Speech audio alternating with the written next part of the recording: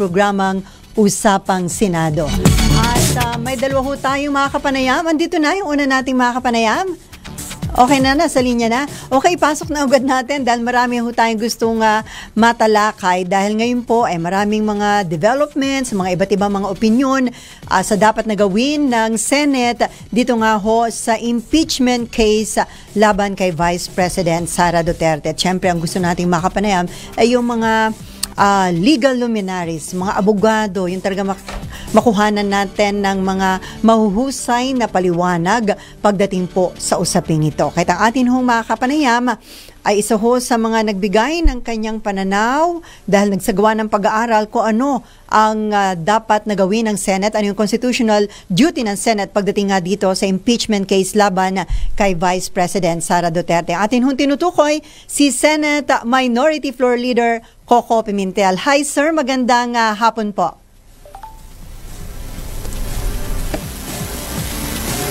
Magandang hapon po sa lahat. Hello? Yes sir, narinig ko po kayo.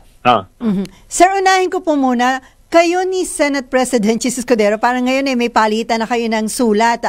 Una, kayo yung nagpadala ng letter kay Senate President Escudero para iparating yung inyong stand ukol sa constitutional duty ng Senate sa impeachment complaint laban kay BP Sara. Pero ngayon, si Senate President Chis Escudero naman po ang sumulat sa inyo at sa lahat ng senador ukol naman sa kanyang paninindigan at mga nagiging aksyon na dito sa impeachment. So ano po yung masasabi ninyo doon sa nilalaman ng sulat ni Senate President Escudero?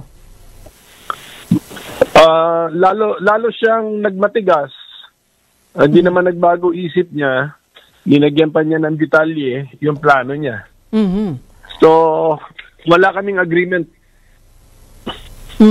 So, meron ho ding naka-attach doon na proposed calendar, nakalagay ang target na masimulan yung paglilitis sa July 30 pa. So, ito po hindi acceptable para sa inyo, sir. Yang pagka-June 2 pa lang umpisahan, automatic na yon. Talagang tatawid sa 20th Congress yun. Kaya nga, pwede namang mas maaga, yan ang ating sinasabi kay Senate President, hindi kailangan maghintay ng June 2. Pero pagka June 2 na talaga, dapat alam ng lahat ng senador yan, hindi imposible nang matapos yan. Talagang tatawid na yan sa 20th Congress. Meron ho siyang binanggit na Section 42 ng Rules of the Senate na kung saan ang sinasabi po dito ni Senate President Chis Escudero, yun daw provides an exclusive enumeration of the grounds for the Senate President to reconvene the Senate without need a call by the President. Limited daw ho in discussion of urgent legislative matters and other grounds likewise found in the Constitution. For all other instances daw po not enumerated, the power to call a special session at any time and for unspecified grounds belong only to the President of the Philippines. So meron ho siya sinabi na misapplication on Section 42 and lack of enabling resolution from plenary can lead to unintended or even dangerous consequences. Would you like to comment on that, sir? Tignan niyo yung na-cite ni Senate President. Senate rules lang. Yan sinasite natin, Constitution. So kahit isulat man yan sa Senate rules, bibigay dapat ang Senate rules sa Constitution. The Senate rules will have to give way to the Constitution. And we will never interpret the Senate rules in such a way that we will defeat the mandate, the instructions of the Constitution. So mas magpiprevail at mas malakas so yung kung ano yung nasa Constitution kaysa sa nasa Senate rules? Automatic yan.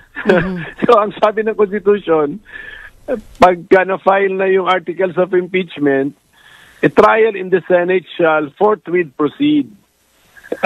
Wag naman yung 4 na buwan hanggang 6 na buwan na delay. Kahit anong diksyonaryo gamitin natin, kahit anong case law gamitin natin, hindi na po forthwith yan, hindi na po immediately yan, hindi na po agad-agad yan. Mention din po Senator Coco ni SP Chis dun sa kanyang letter, yung parang naging argumento noon sa pagitan ni na Senator dating Senator Miriam Santiago, at saka ni isa pang dating senador pagdating nga dun sa Fort Meade. Ang sinasabi niya, Senator Miriam, in-emphasize daw na while the Senate must proceed Tignan mo, Sally. February 5 na file yan sa Senado. March 1 na ngayon. Wala pa kaming plano na agahan ang pag-umpisa ng trial hanggang June 2 pa. So, masasabi ba natin na walang circumspection ito? Halos isang buwan na nakalipas, puro aral pa nga ang Senado. So, pwede na namin ituloy sa Marso ang trial. Naaral na yan. With circumspection na ito. Pag-iingat, parang ang dating dinidelay na, may parang pang-delay na yung nagiging hakbang ng Senate? Well, hindi naman sa sinasadya yung delay. Kasi nakikita ko yung naniniwala talaga ni Senate President Chis Escudero, naniniwala siya talaga na bago maumpisahan ang Senate as an impeachment court, may session. Kailangan talagang nakasession kami. Yan ang paniniwala niya. Special man or regular, pero it must be a session, a legislative session. Diyan ako disagree. Sa akin is, we are already existing as an impeachment court. Therefore, pwede na kaming mag-convene as an impeachment court. Ipa-report namin yung aming clerk of court, ang Senate Secretary, meron ba tayong kaso? Sabihin, yes, meron na pong impeachment case. I-report niya ngayon yun. Therefore, kikilusan na ngayon ng korte yun.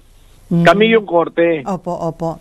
So, yun ang inyong pananaw na medyo hindi po kayong magkasundo o nagkakasundo ni Senate President Escudero?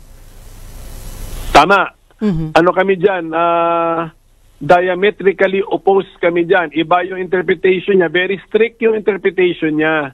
Ang aking interpretation, okay na itakil yan kung may legislative session, walang problema.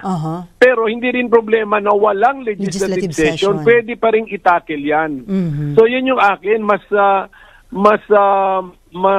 malawak ay yung aking interpretation. Mas liberal. At maging itong si Attorney Christian Monsod